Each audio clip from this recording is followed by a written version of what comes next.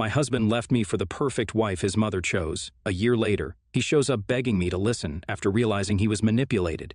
My name is Lucy, and about 2 years ago, I married the man I thought was the love of my life, Dave. We had a great relationship, but things started getting sour when my mother-in-law moved in with us. She's always been a bit of a control freak, but living with her was a whole different story. She would constantly complain about me to Dave, making up stuff about how I don't keep the house clean or how I can't cook properly. I tried my best to keep the peace, but my mother-in-law was like a tornado, and soon my marriage felt like it was falling apart. My husband, who I thought would have my back, started believing everything she said. He didn't even bother asking me for my side of the story. It's like he was under some spell. We argued a lot, and I could feel him slipping away from me. His mom kept poisoning him against me day after day, and he just absorbed it all. One day, my mother-in-law brought home this girl, Eliza. She was the perfect daughter-in-law in my mother-in-law's eyes. She could cook, she could clean, and she listened to everything my mother-in-law said. Before I knew it, my husband was spending more time with her, and my mother-in-law kept pushing how good they looked together. Then the bomb dropped. Dave asked me for a divorce. I was shattered. He told me that he couldn't live with me anymore, and he was going to marry Eliza, as his mom had suggested. I begged him to think it through, but he was convinced. We got divorced, and he married Eliza within a month. I moved out, got my own place, and tried to pick up the pieces of my life. I was devastated, but slowly, with the help of friends, I began to rebuild my life. I got a new job, started going to the gym, and even began reading again, something I hadn't done in years. Fast forward to 1 year later. There's a knock at my door. I opened it, and to my shock, it's Dave. He looked like a mess, unshaven, eyes puffy. He was nearly in tears and begged me to just listen to him. He said that he got sold into marrying Eliza by his mom, and he never realized it till it was too late. I was so overwhelmed with emotions, part of me wanted to slam the door in his face. But another part was still the girl who loved him dearly once upon a time. I let him in, and he started pouring his heart out about how his mom manipulated him and how horrible his life had been with Eliza. According to him, his mother-in-law and Eliza got into fights too, and my mother-in-law tried to control their marriage just like she did with ours. He said he understood now what he had put me through and how much he regretted it. Now, I don't know what to do. Part of me feels sorry for him, but another part of me is furious. I built my life from scratch after he shattered it, and now he's here expecting me to take him back because he got a taste of his own medicine. Update 1. After he left that day, I was an emotional wreck. The old feelings were resurfacing, and I was torn between rage and compassion. I decided to talk to my best friend Jenny about the whole situation. She has always been my rock, and I knew she would give me sound advice. Jenny was furious when she heard about Dave showing up. She reminded me of how broken I was when he left and how hard I worked to rebuild my life. She told me that taking him back would be like allowing a tornado back into my life, especially with his manipulative mom still in the picture. I knew she was right, but part of me still cared for him. I decided to meet with him in a neutral place to have a proper conversation. We met at a coffee shop, and he looked even worse than the last time. He told me that he had moved out of his mom's house and was staying with a friend. He said he couldn't take the manipulation anymore and admitted that he was blind to how controlling his mom was. He apologized repeatedly for not believing me and for abandoning me. Honestly, I felt sorry for him. I remembered the man I fell in love with, and it was like I could see a glimpse of that man again. But at the same time, I was not ready to just let him back into my life. I had changed. I was stronger and more independent. I wasn't sure if there was a place for him in my new life. I told him that I needed time to think, and that we both needed to consider if getting back together was what we truly wanted, or if it was just a familiarity and comfort we were seeking. After our meeting, I felt more confused than ever. I went home and began journaling my thoughts, something my therapist has suggested. I listed the pros and cons of possibly getting back together with Dave. I realized that my list of cons was much longer. I spoke to my parents about it, and they were surprisingly calm. They said that they would support any decision I made as long as it made me happy. Right now, I'm at a crossroads. I still care for Dave, but I also love the new life I've built for myself. I know I need to make a decision soon, but it's so hard. Update 2. After my last update, I kept reflecting on my life, my feelings for Dave, and what I really wanted. I even started attending counseling sessions to work through my emotions. Then, one evening, as I was heading home from work, I got a call from Dave. He sounded extremely emotional and told me that he wanted to meet with me, that it was urgent. My gut told me to go, so we decided to meet at a park nearby. When I got to the park, Dave was already there. He had a stack of papers with him. As I sat down next to him, he handed me the papers. They were divorce papers. He told me he had filed for divorce from Eliza and that it was the first step in making amends for the terrible decisions he had made. We talked for hours that evening. He opened up about how he was attending therapy as well and trying to detach himself from his mother's influence. He said he missed the life we had and was willing to do whatever it took to earn my trust back. As I read it, I was overwhelmed. I could see the sincerity in his eyes, but there was also a lot of pain and regret. Part of me wanted to hug him and tell him everything would be okay, but another part was terrified of going down that road again. We parted ways that evening with an agreement to take things slowly. We would attend counseling, both individually and as a couple, and try to rebuild our friendship before jumping into anything. Over the next few weeks, we started spending more time together. We attended counseling sessions, went out for coffee, and started talking about our dreams and hopes like we used to. It felt nice, but there was always this nagging voice in the back of my head telling me not to let my guard down. Then one day we ran into his mom at the grocery store. She was with Eliza. I felt my heart sink. Dave tensed up, but he held my hand firmly. His mom gave us a cold stare, and then, to my shock, Eliza approached us. She looked at Dave and told him she didn't blame him for wanting a divorce. She said she was also manipulated by his mother and wished us both the best. After that encounter, Dave and I decided to take a weekend trip together to really talk about our future. During the trip, we had a heart-to-heart conversation. We realized that while we still cared for each other, maybe we were trying to chase something that was lost. The trust was broken, and while we could try to rebuild it, we had both changed as people. We decided that maybe it was best to support each other as friends. He needed to work on himself away from his mother's influence, and I needed to continue building the life I had started. So here we are. We're not back together, but we are in each other's lives as friends. It's a bittersweet resolution, but I think it's the best one for both of us. Update 3. After Dave and I decided to stay friends, life went on. We both continued our individual counseling, and I threw myself into my work and hobbies. Meanwhile, Dave moved to another city for a new job opportunity. We kept in touch through texts and occasional calls. Then, about 2 months ago, I was invited to a friend's wedding. I was excited but also a bit anxious, as it would be my first time attending a wedding since my divorce. At the wedding, something unexpected happened. I ran into an old friend, Michael. We used to be close in college but lost touch over the years. We ended up spending the entire evening catching up and reminiscing about the good old days. As the night went on, I realized that I felt genuinely happy and carefree for the first time in a long time. Michael asked me out for coffee the next day, and I accepted. We started seeing each other and soon began dating. Meanwhile, Dave heard about me dating again through mutual friends. He called me one night and, to my surprise, he sounded very supportive.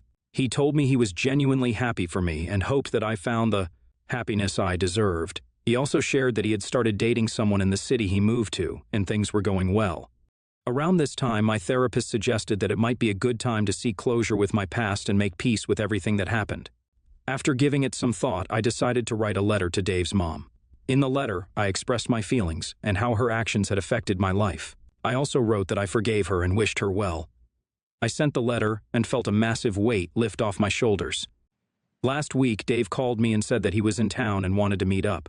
We decided to meet for lunch. When I saw him, he looked happy and content. We shared stories about our new relationships and even laughed about some of the ridiculous things that happened during our marriage. He then handed me an envelope. Inside was a letter from his mom. It was a heartfelt apology for everything she had done. She wrote that after receiving my letter, she realized the error of her ways and had started attending counseling herself. She thanked me for being the bigger person and for helping her see what she needed to change in herself. As Dave and I parted ways, we hugged and made a promise to always be there for each other as friends.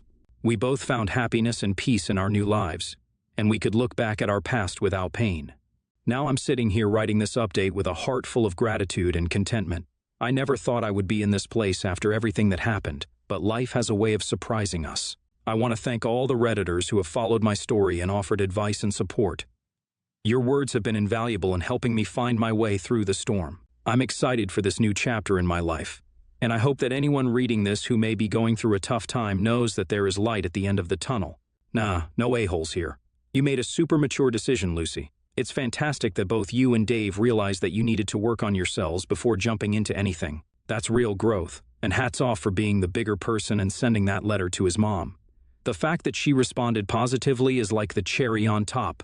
This is like one of those rare AATA stories with a wholesome ending, sending you tons of positive vibes for your new relationship and your new life. NTA, not the a-hole.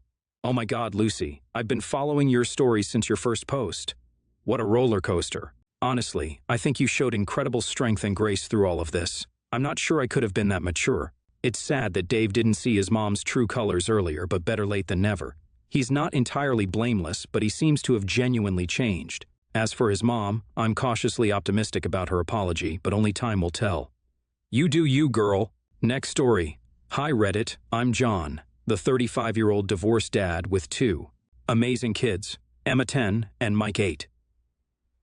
My ex-wife Lisa and I separated 5 years ago, and she's now remarried with a 2-year-old son named Max from her new marriage. I need to know if I was the a-hole in a recent situation, so let me explain what happened. After our divorce, Lisa and I agreed to share custody of our kids. We usually keep things civil, and our priority has always been the well-being of Emma and Mike. We both live in the same town, so the kids switch between our houses every week. They've adjusted well to the arrangement, and they love their half-brother Max. So here's where things went south. Last Friday, I got a frantic call from Lisa. She told me there was an emergency with her husband's family, and she needed to go out of town immediately. She asked if I could take care of Max along with Emma and Mike for the weekend. My immediate response was no. Max is not my child, and I didn't think it was my responsibility to look after him. Lisa got really angry and told me that I was being heartless. She argued that Emma and Mike might want to spend time with their half-brother, and as their dad, I should consider what's best for them. I told her that she should have thought of a backup plan for situations like this, and that I shouldn't have to pick up the slack for her new family. We ended the call on a very sour note. After hanging up, I started to feel a wave of guilt wash over me. Emma and Mike were in the room and had overheard the conversation. They asked me why I didn't want Max to stay with us. I explained that while I love them very much, Max is not my child, and it's not my responsibility to look after him, especially on such short notice. Emma, being the wise soul that she is, told me that Max is still family because he's her brother, and families should help each other. This made my heart sink. I started thinking maybe I was being too harsh. However, I stood by my decision because I believe boundaries are important. My relationship with Lisa ended when we got divorced, and I feel that I have no obligations towards her new family. But then there's the part of me that thinks about my kids and what they feel. So here I am, torn and confused. I want to be a good dad to my kids, and I don't want them to think I'm mean or don't care about their family. But at the same time, I don't want to set a precedent where I'm expected to step in for Lisa's family emergencies. I need some perspective, Reddit. I don't know if my refusal to babysit Max was me setting healthy boundaries, or if I was being a heartless ex-husband. I want my kids to be happy, but I don't know if I should be making sacrifices that involve my ex-wife's new family. Update 1. It's been a few days since I last posted about my situation with my ex-wife Lisa and her request to babysit Max, her son from her new marriage. I received a lot of feedback and advice from you guys, and I appreciate it. I've got some updates to share. First off, I spent the weekend thinking a lot about what Emma, my 10-year-old daughter, said about Max being family. It made me reflect on my own relationships with my siblings, and I realized that I didn't want my kids to miss out on having a close bond with their half-brother. So I decided to have a talk with Emma and Mike. We sat down, and I asked them how they felt about Max, and if they would want to spend time with him, even if it meant that I had to look after him sometimes. They were both very honest and told me they liked Max and considered him their little brother. They also said they wouldn't mind if he stayed over occasionally. This chat with my kids was a turning point for me. It made me understand that my initial reaction was perhaps more about my issues with Lisa than about Max. I realized that by refusing to babysit Max, I might be putting my personal feelings above my kids' relationships with their sibling. Taking this new perspective into account, I decided it was time to have a serious conversation with Lisa. I called her up and asked if we could meet to discuss things. She agreed. I walked cautiously. We met at a local coffee shop. The atmosphere was tense initially, but I took a deep breath and started. I told her that my kids had expressed that they wanted to have a relationship with Max, and I didn't want to stand in the way of that. However, I also made it clear that we needed to establish boundaries and communicate more effectively. I suggested that we should have a clear plan for emergencies, and she shouldn't assume that I can always take care of Max. She listened and, surprisingly, agreed. She apologized for springing the request on me so suddenly and acknowledged that it was unfair. We then talked about how we could work together for the sake of the kids. One thing we agreed on was to occasionally have Max over at my place when Emma and Mike are there, but only if it's planned in advance and not used as a regular babysitting option. Walking out of the coffee shop, I felt a huge weight lift off my shoulders. I realized that this wasn't just about Max. It was also about showing my kids how adults can communicate and compromise for the sake of family. I'm not saying that everything is perfect now, but I feel like we have taken a step in the right direction. My kids are happy, and that's what matters most to me. I'm still cautious about how things will unfold, but I am open to giving this new arrangement a try. Update 2. The new arrangement we made where Max would occasionally come over when Emma and Mike were with me seemed to be working well at first. The kids loved spending time together, and I felt good knowing that I was fostering a bond between siblings. However, one weekend Lisa called me saying she needed me to take Max because she and her husband had made plans. I reminded her that we agreed only to do this in emergencies and that this didn't qualify. She got upset and accused me of going back on my word. I stood my ground and she eventually hung up. A few days later, Emma and Mike came back from school upset. They told me that Lisa had been speaking negatively about me to them, saying that I don't care about their brother Max and that I'm selfish. I was livid. I called Lisa and confronted her. We ended up having a heated argument. It became clear to me that Lisa was not respecting the boundaries we had set. I decided it was time to talk to a lawyer and see if there was something I could do to protect my kids from this kind of manipulation. The lawyer suggested that we might want to look into modifying the custody agreement to include some communication guidelines. I wasn't sure, but I said I would think about it. In the meantime, I had another talk with Emma and Mike. I explained that sometimes adults have disagreements, but it doesn't mean that we don't love them. I told them they can always talk to me if they feel confused or hurt by something. Now here's where things take a turn. One evening, Lisa's husband, Mark, came to my house unexpectedly. He looked troubled. He told me that he wanted to apologize for any stress that the situation with Max might have caused me. He explained that he had a serious talk with Lisa about the importance of co-parenting and respecting boundaries. Mark also said that he had no idea that Lisa had been speaking negatively about me to the kids and was shocked when he found out. He assured me that it would not happen again and that they would find alternative options for Max if any emergencies arose. I was taken aback by Mark's sincerity and openness. We ended up having a long conversation about our experiences as parents and how challenging it can be to navigate blended families. We agreed that it's essential for us to communicate and work together for the kids' sake. After Mark left, I felt like maybe there was hope for a more peaceful co-parenting relationship. I decided not to pursue any legal actions for now, but to give this a chance.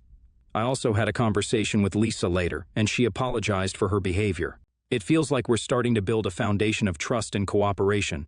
I am cautiously optimistic. Update 3. So, after the incident with Lisa and the turnaround with Mark, things were going fairly smoothly. We all tried to communicate better, and the kids were spending time together without any issues.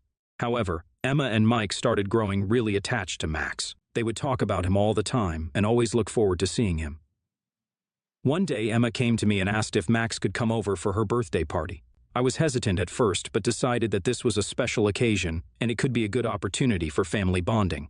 The day of the party arrived and everything was going great. Max was there and the kids were having a blast. Then something unexpected happened. Lisa arrived to pick up Max, and she was clearly emotional. She took me aside and started talking about how she realized how much this family meant to her and how she wished things had turned out differently between us. I was taken aback and didn't know how to respond.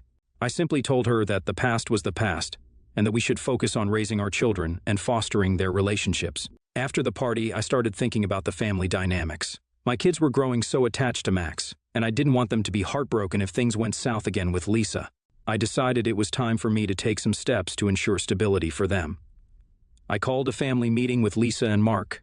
I explained my concerns and suggested that we should consider having a formal agreement regarding the kids' interaction and communication guidelines.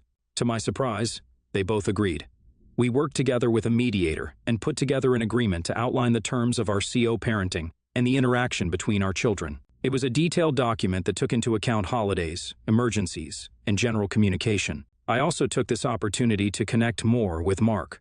We started sharing parenting experiences and even gave each other advice. A few weeks later, I realized how much this whole situation had changed me.